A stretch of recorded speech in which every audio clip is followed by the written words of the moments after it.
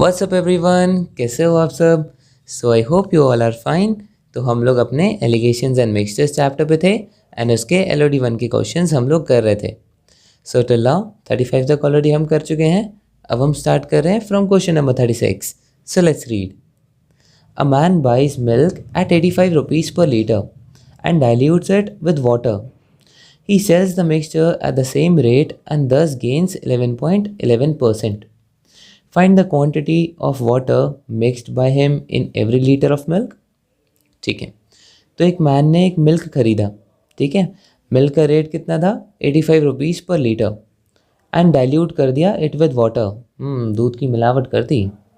चलो, और क्या बोला है, फिर he sells the mixture at the same rate, उसी रेट पे उसने मिक्सचर को बेच भी दिया और फिर उससे 11.11% का प्रॉफिट होता है। ठीक है, तो यहाँ पे मिल्क एंड वाटर का मिक्सचर हो रहा है।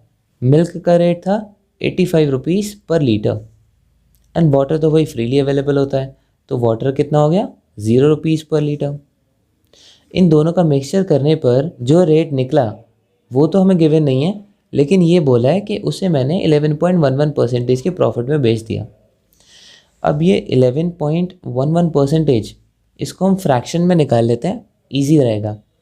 तो अगर आपने इसका परसेंटेज कन्वर्जन टेबल पढ़ा है, percentage to fraction conversion table, तो आपको पता होगा कि 11.11% को हम 1/9 लिखते हैं। तो हम ये बोल सकते हैं जो प्रॉफिट हुआ वो 1/9 ऑफ द कॉस्ट प्राइस हुआ। ठीक है, तो जैसे हम कॉस्ट प्राइस को 100% मानते हैं ना, वैसे ही फ्रैक्शन में हम कॉस्ट प्राइस को हमेशा 1 मानते हैं। तो कॉस्ट प्राइस 1 है, प्रॉफिट 1/9 है, तो सेलिंग प्राइस कितना हो गया 1 + 1/9, दैट इज 9 + 1 10/9। ठीक है, तो ये जो 10/9 है इसकी एक्चुअल वैल्यू कितनी है, ये 85 रुपीज़ के इक्वल है, क्योंकि यही बोला है ना कि he sells the mixture at the same rate, मतलब जिस रेट पे उसने मिल्क को ख़रीदा था उसी रेट पे बेचा, यानी कि 10/9 की वैल्यू 85 है। तो इसका कॉस्ट प्राइस कितना हुआ, ये मिक्सचर मुझे पड़ा कितने का, तो 1 की वैल्यू निकाल लो, दैट इज़ 85/10 × 9। तो 85 × 9 कर लेते हैं, 9 5 = 45, 9 = 72, 76.5। ठीक है, तो 76.5 पर लीटर ये आ गया मिक्सचर का रेट। अब तो हमारे लिए बच्चों का खेल है, एलिगेशन से निकाल लो कि ये किस रेशियो में मिक्स थे। तो यहाँ पे पॉजिटिव डिफरेंस इज़ 76.5 एंड यहाँ का पॉजिटिव डिफरेंस इज़ 0.5, 3 एंड 8, मतलब 8.5। अब इसका रेशियो निकालेंगे, सॉल्व करते फर्दर, 5 से डिवाइड हो जाएगा, 5 × 1 देन 26, 5 5 देन 5 3 यहाँ पे 5 × 1 एंड 5 × 7 और फर्दर हाँ डिवाइड हो जाएगा, 7 × 9 होता है, तो 9:1 इस रेशियो में मिल्क एंड वाटर जो है वो आपस में मिक्स हुए थे।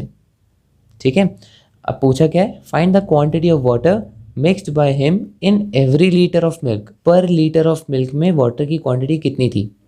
तो ध्यान से देखो, रेशियो से समझते हैं भाई, हर 9 लीटर मिल्क में 1 लीटर पानी था। ठीक है, तो हर 1 लीटर मिल्क में कितना पानी होगा 1/9, सिंपल। 1/9 को हम कैसे लिख सकते हैं, 0.111 लीटर्स। ठीक है, option number A is my answer. Now question number 37। 2 vessels contain spirit and water mixed respectively in the ratio of 1:4 and 4:1. Find the ratio in which these are to be mixed to get a new mixture in which the ratio of spirit to water is 1:3. ठीक है, तो वही 2 vessels थे। ठीक है, इनमें spirit and water था। पहले में स्पिरिट एंड वाटर 1:4 की क्वांटिटी में था एंड दूसरे में स्पिरिट एंड वाटर 4:1 की क्वांटिटी में था। अब ये बताया है find the ratio in which these mixtures are to be mixed, ये हमें बताना है कि किस रेशियो में ये दोनों मिक्सचर्स मिक्स हुए हैं to get a new mixture. ये और ये मिक्सचर कंबाइंड हो गया और फिर एक नया मिक्सचर बना जिसमें स्पिरिट एंड वाटर जो है वो 1:3 के रेशियो में मिला। तो बस ये बताना है कि किस रेशियो में इन दोनों को मिलाया गया। तो कुछ भी नहीं है, जैसे हमने पिछली बार क्वेश्चन किया था ना, आई गेस क्वेश्चन नंबर 33 किया था, तो बिल्कुल वैसे ही है। तो या तो आप स्पिरिट का फ्रैक्शन देख लो या तो वाटर का फ्रैक्शन देख लो और फिर कंपेयर कर दो, बात एक ही है। वैसे हम परसेंटेज नहीं निकालते थे कि फॉर एग्जांपल यहाँ पे स्पिरिट जो है वो 20% है, यहाँ पे स्पिरिट की क्वांटिटी 30% है, ओवरऑल स्पिरिट 25% निकला। ऐसे हम एलिगेशंस कर लेते थे। ये सिर्फ एक एग्जांपल है। वैसे ही हम फ्रैक्शन में भी कर सकते हैं कि यहाँ पे जो स्पिरिट है वो 1/5 है। इस वेसल में स्पिरिट कितनी है? 4/5 है। इस वेसल में स्पिरिट कितनी है? 1/4 है। बस अब एलिगेशन कर लो। सर लेकिन ये तो फ्रैक्शन में है, माइनस करना बड़ा मुश्किल है। कोई बात नहीं, एक ऐसे टर्म से मल्टीप्लाई कर दो जिससे ये तीनों इंटीजर में आ जाए। कौन सा टर्म मल्टीप्लाई करोगे भाई? 5 और 4 का एलसीएम ले लो, 20 से मल्टीप्लाई कर दो। तो इसको भी 20 से मल्टीप्लाई कर देते हैं, इसको भी एंड इसको भी। तो कितना आ जाएगा? 5 × 4, 5 × 4, 4 × 16 एंड 4 5 ज़ा। बस अब तो कर सकता हूँ, लगा दो एलिगेशन। यहाँ पर डिफरेंस इज 11, यहाँ पर डिफरेंस इज 1, यानी 11:1 में ये दोनों मिक्सचर आपस में मिक्स हुए थे। Simple, option number A is my answer. Now question number 38. A bag contains a total of 105 coins of 1 rupees, 50 paise and 25 paise denominations. Find the total number of coins of rupees 1 if there are a total of 50.5 rupees in the bag. And it is known that the number of 25 paise coins are 133.33% more than the number of 1 rupee coins. ठीक है, अब इसे मैं allegation से नहीं करूँगा, इसे normal method से ही करते हैं, वो बेटर है। क्योंकि यहाँ पे 3 क्वांटिटीज़ आ गई ना। तो यहाँ पे एक बैग में टोटल 105 कॉइन्स थे, ठीक है, अलग अलग डिनोमिनेशंस के। कौन कौन से भाई? 1 रुपये का कॉइन था, 50 पैसे का कॉइन था एंड 25 पैसे का कॉइन था। तो इसे ईजी बनाने के लिए लेट्स से हम रुपीज़ को भी पैसे में कन्वर्ट कर लेते हैं, ठीक है। तो 100 पैसे का कॉइन था, 50 पैसे का कॉइन था एंड 25 पैसे का कॉइन था, ठीक है। ये हो गए इनके रेट। अब इनकी क्वांटिटी कितनी कितनी थी ये देखते हैं एंड देन फिर हम अमाउंट निकाल लेंगे। अमाउंट क्या होता है? Rate into quantity. जैसे फॉर एग्जांपल भाई 1 रुपये का कॉइन है, ये इसका रेट हो गया। अब मान लो मेरे पास 5 इसकी क्वांटिटी है, तो कितने हो गए? 5 रुपये। क्या किया? 5 × 1 है ना। तो rate into quantity equals to amount. तो जैसे जैसे बोला जाता है वैसे वैसे लिखते हैं। Find the total number of coins of 1 rupees. अच्छा, ये वैल्यू मुझसे पूछिए। If there are a total of 50.5 rupees in the bag. अच्छा, टोटल अगर मैं अमाउंट का कर दूं तो वो कितना आ रहा है? 50.5 रुपीज़। यानी कि अब सबको मैंने पैसे में कन्वर्ट किया है तो इसको भी पैसे में लिखते हैं, 5050 पैसे। And it is known that the number of 25 paise coins are 133.33% more than the number of 1 rupee coins. जो 25 पैसे के कॉइन्स थे वो कितने थे? 133.33% ज़्यादा थे जितने 1 रुपी के कॉइन थे, ठीक है। अभी देखो यार, ये सर 133.33% ये कैसे कैलकुलेट करें? तो कुछ भी नहीं है, देखो 133.33% है, इसको आप ऐसे लिख सकते हो 100% प्लस 33.33%, है ना। अब इसे फ्रैक्शन में कन्वर्ट कर लो। भाई फ्रैक्शन में 100% होता है 1 एंड 33.33% 1/3, है ना। जिसे नहीं पता भाई वो अपने परसेंटेज के कॉन्सेप्ट को क्लियर करो। परसेंटेज चैप्टर में percentage to fraction conversion table है, उसे देखो। 33.33% 1/3 के इक्वल होता है। चाहो तो करके भी देख लो भाई। देखो 1/3 इंटू 100 करते हैं फ्रैक्शन से परसेंटेज करने में, तो ये कितना होता है? 3 × 0.3333, है ना। तो बस इसी को मैंने उल्टा किया है, वो है 1/3। तो ये कितना हो गया? 4/3। तो जो 25 पैसे कॉइन्स हैं वो 4/3 ज़्यादा है किससे? 1 रुपी कॉइन से। तो 1 रुपी कॉइन भी x, या फिर और बढ़िया रहेगा इसे 3x ले लो, ठीक है। कैलकुलेशन ईजी हो जाएगी। तो 25 पैसे कॉइन्स कितने हो गए? 4/3 ऑफ 3x, यानी कि 4x। इससे बड़े 4x नहीं है, 4x से बड़े। तो 4/3 of 3x is 4x, 4x plus 3x is 7x। And I guess और हमें इन्फॉर्मेशन नहीं दे रखी, कोई बात नहीं, एंड इसे हम लिख लेंगे y। तो 25 पैसे की क्वांटिटी हो गई 7x, 1 रुपये वाले के 3x एंड 50 पैसे के y। और एक और बात बोली थी कि 105 कॉइन्स हैं, ठीक है, तो इनका सम हो गया 105, सॉरी ये इसका सम हो गया, ठीक है, क्वांटिटी का। तो एक तो इक्वेशन मेरे को ये मिल गई कि 3x + y + 7x = 105। रेट का कभी प्लस नहीं होता, ठीक है। एंड दूसरी हम इक्वेशन अमाउंट से निकाल लेंगे। भाई यहाँ पे अमाउंट कितना हुआ, 100 पैसे × 3x, दैट इज़ 1 रुपये से मुझे 300x पैसे मिले, प्लस 50 पैसे से कितने मिले 50y, प्लस 25 पैसे से 25 × 7 175x, ठीक है। तो फर्स्ट इक्वेशन देखो 10x + y = 105 and second equation क्या आ गई 300 + 175 दैट इज़ 475x + 50y = 5050। अब इस इक्वेशन को हम डिवाइड कर देते हैं 50 से। तो 475 को हम 50 से डिवाइड करेंगे तो 5 9 = 45 एंड 25 5 5 ज़ा, बीच में डेसिमल 9.5x + y = 5 1 ज़ा 0 1 0, सॉरी 101, ठीक है। अब मैंने इसे 50 से इसलिए डिवाइड किया ताकि ये इक्वेशन इससे सॉल्व हो जाए। तो बस इसको सॉल्व कर दो, 10x + y = 105, माइनस करोगे तो कितना आ जाएगा 0.5x, ये तो कैंसिल हो जाएगा, एंड 4, तो x की वैल्यू कितनी हो गई 4/5 × 10 दैट इज 8। पूछा क्या था, find out the total number of coins of 1 rupees, मतलब इसकी वैल्यू हमसे पूछी थी, दैट इज 3x। 3x कितना हो गया 8 3 ज़ा 24 is my answer, option number C. Now question number 39. There are two mixtures of milk and water. The quantity of milk in them being 20% and 80% of the mixture. If 2 liters of the first are mixed with 3 liters of the second, what will be the ratio of milk to water in the new mixture? भाई तो बहुत easy दे रखा है। भाई दो mixtures थे, ठीक है। पहले मिक्सचर में हमारी मिल्क की क्वांटिटी कितनी थी 20% एंड दूसरे मिक्सचर में जो मिल्क था वो था 80%।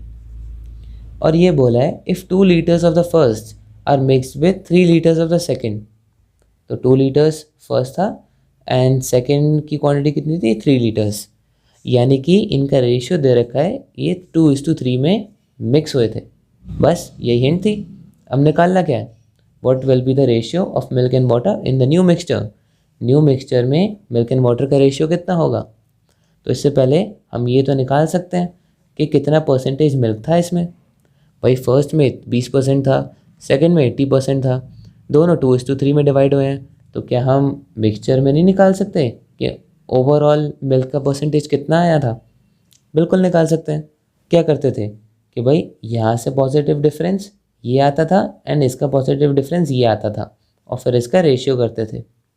और ये जो क्वांटिटी होती है वो इन दोनों के बीच की वैल्यू होती है, मतलब एक से छोटी एंड एक से बड़ी। तो जब हम इनका पॉजिटिव डिफरेंस निकालेंगे तो मैं 80 - x करूँगा एंड इनका पॉजिटिव डिफरेंस में x - 20 करूँगा, ठीक है। सो 80 - x ये किसके इक्वल है 2 एंड x - 20 ये 3, ठीक है। तो ये बेसिकली हम रेशियो में लिखते हैं। तो ये कितना हो गया 8 3 = 24 -3x = 2x - 40।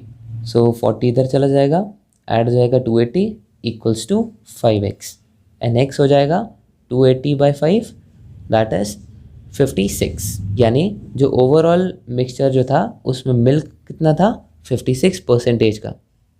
इसे और इजीली आप ऐसे भी कर सकते हो, जैसे हमने वेटेड एवरेज नहीं किया था, ये वही है। x = 20 इंटू उसका वेट प्लस 80 इंटू उसका वेट अपॉन दोनों के वेट का सम,